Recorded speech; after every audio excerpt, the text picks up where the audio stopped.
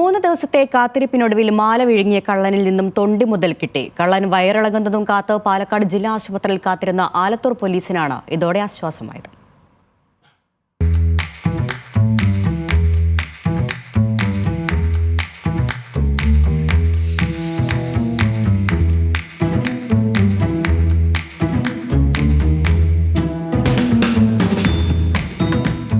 ഒടുവിൽ മാല കിട്ടി.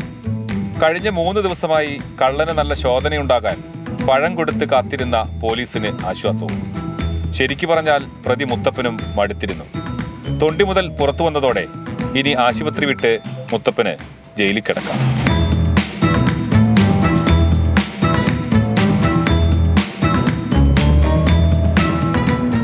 കഴിഞ്ഞ ഞായറാഴ്ചയാണ് പട്ടഞ്ചേരി സ്വദേശി വിനോദിന്റെ 2.5 വയസ്സുകാരിയുടെ മാല മേലാർക്കോട് ഉത്സവത്തിന് മോഷ്ടിച്ചത്.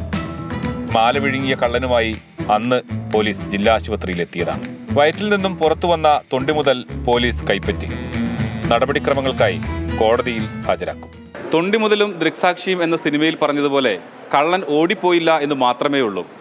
3 ദിവസത്തെ കാത്തിരിപ്പാണ് പോലീസിന് വേണ്ടി വന്നത്. മാല കിട്ടി. ഇനി മാല കൊടുക്കുന്നതിന് ചില നടപടിക്രമങ്ങളുണ്ട്. അത് പൂർത്തിയാക്കിയാൽ നഷ്ടപ്പെട്ട മാല ഉടമസ്ഥന്റെ കയ്യിൽ തിരിച്ചേൽപ്പിക്കും. പ്രസാദ് ഉടുമ്പിശ്ശേരി, ന്യൂസ് മലയാളം, പാലക്കാട്.